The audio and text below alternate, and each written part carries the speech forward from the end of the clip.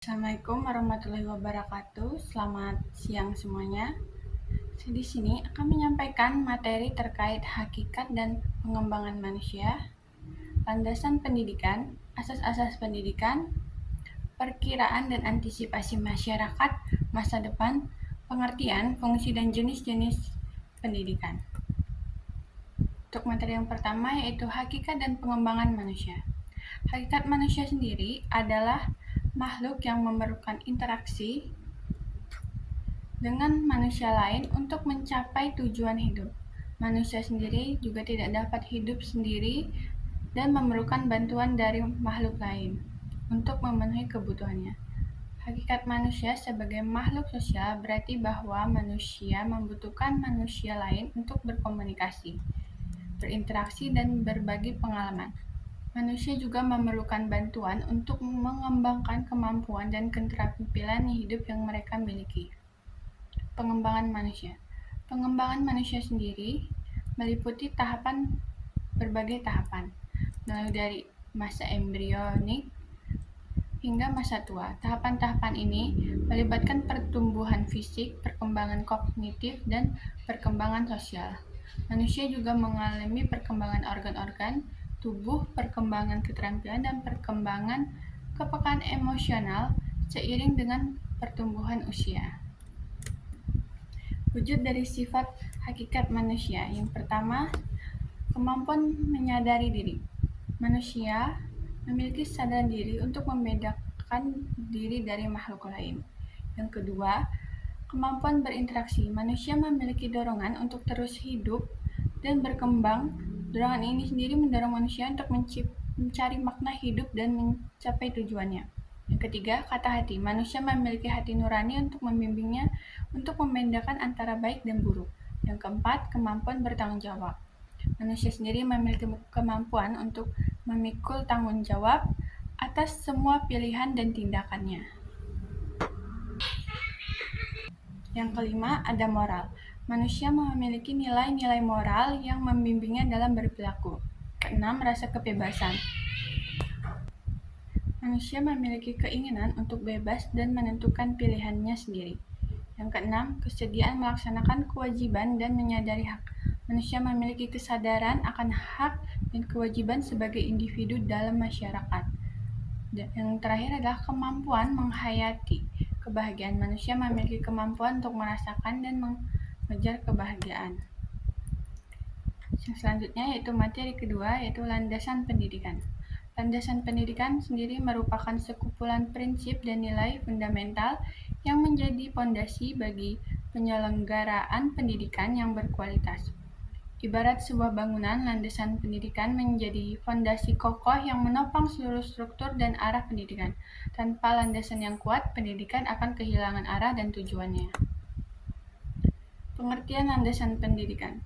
Menurut KBBI atau Kamus Besar Bahasa Indonesia, landasan pendidikan adalah kumpulan semua proses yang memungkinkan seseorang mengembangkan kemampuan, sikap, dan tingkah laku yang bernilai positif di dalam masyarakat.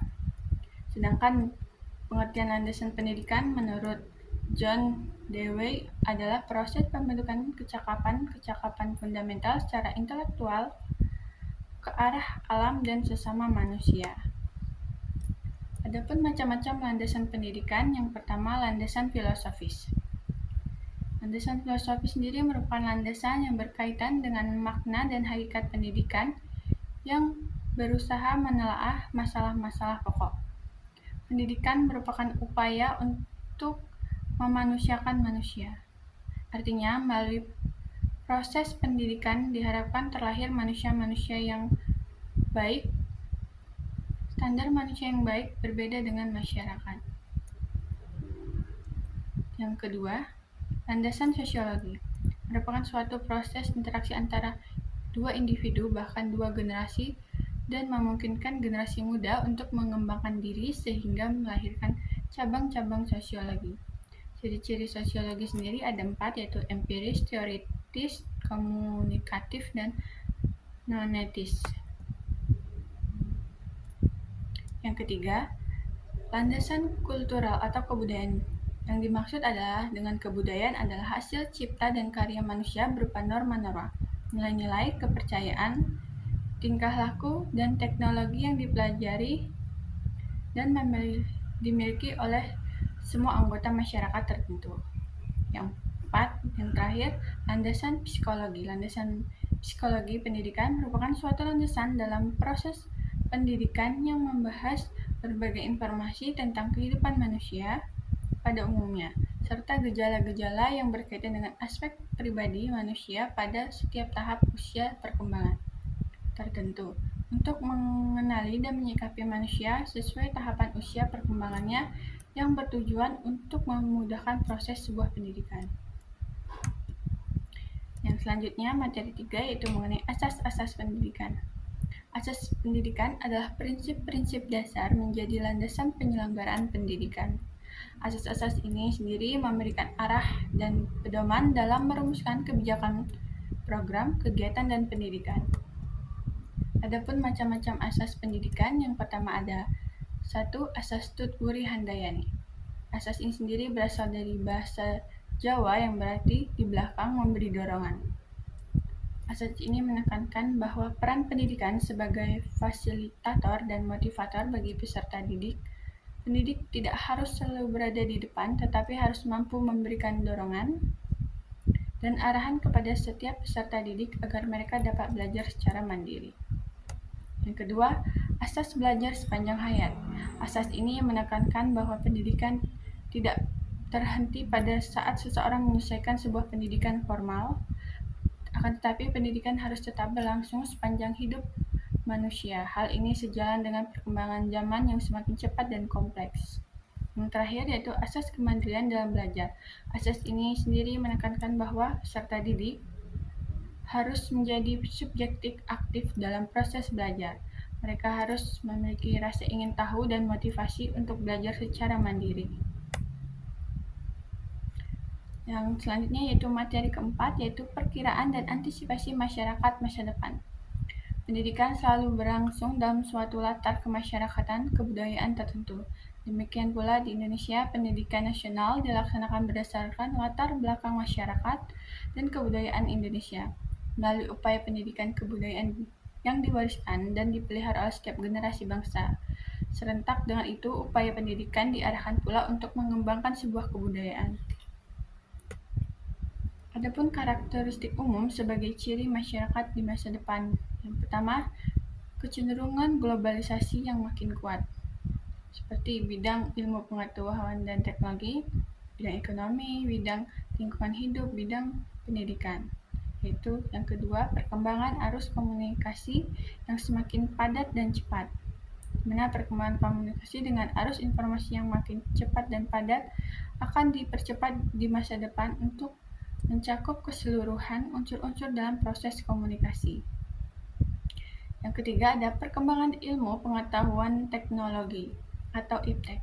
Perkembangan IPTEK sendiri membantu mengembangkan peran yang dapat mengatasi berbagai kekurangan atau keterbatasan atau alat indera pada gilirannya,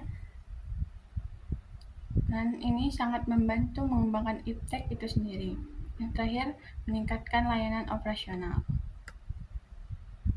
Adapun upaya untuk mengantisipasi masa depan, yaitu perubahan nilai dan sikap. Nilai dan sikap memegang peran penting dalam menentukan wawasan dan perilaku manusia. Nilai-nilai tersebut dapat bersumber dari berbagai hal seperti agama, hukum, adat istiadat, moral, dan sebagainya, baik yang tertulis maupun yang tidak tertulis. Perubahan nilai sikap dalam rangka antisipasi masa depan haruslah diupayakan sedemikian rupa sehingga dapat diwujudkan keseimbangan dan keserasian antara aspek pelestarian dan pembaharuan. Dan kedua, pengembangan kebudayaan.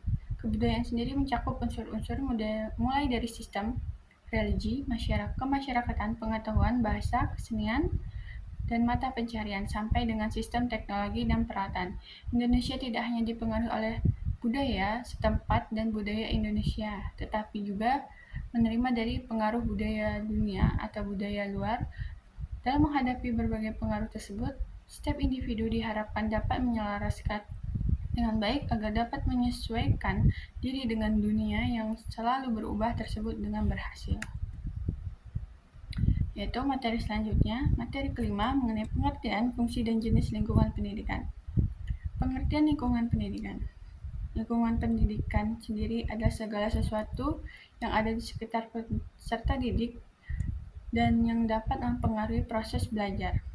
Adapun lingkungan pendidikan dapat dibagi menjadi dua jenis. Yang utama yaitu adalah lingkungan internal dan lingkungan eksternal. Lingkungan internal sendiri terdiri dari faktor-faktor yang berada dalam kontrol sekolah seperti kurikulum, guru, fasilitas, dan budaya sekolah. Sedangkan faktor eksternal sendiri terdiri dari faktor-faktor yang berada di luar sekolah seperti keluarga, masyarakat, budaya, kondisi sosial, dan ekonomi. Adapun fungsi lingkungan pendidikan yaitu untuk memfasilitasi proses belajar mengajar. Lingkungan pendidikan yang kondusif akan membantu setiap siswa belajar dengan lebih efektif. Hal ini dapat dicapai dengan menyediakan sarana dan prasarana yang memadai dengan metode yang tepat. Yang kedua, mengembangkan karakter siswa. Lingkungan pendidikan yang positif dapat membantu siswa mengembangkan karakter yang baik. Hal ini dapat dicapai dengan menanamkan nilai-nilai moral dan budi pekerti luhur serta memberikan contoh dan teladan yang baik dari guru dan staf sekolah. Yang terakhir, mempersiapkan siswa untuk masa depan.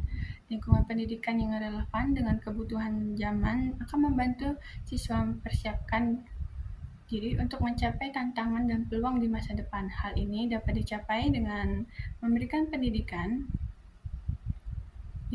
yang berkualitas dan bermutu tinggi, serta membekali siswa dengan keterampilan yang dibutuhkan di era globalisasi. Selanjutnya, jenis-jenis lingkungan pendidikan, yaitu ada lokasi. Lingkungan pendidikan formal yaitu berada di sekolah. Untuk informal itu ada keluarga ataupun komunitas, dan non-formal yaitu seperti tempat kursus dan pelatihan. Tingkat pendidikan itu lingkungan pendidikan prasekolah, dasar, menengah, dan tinggi.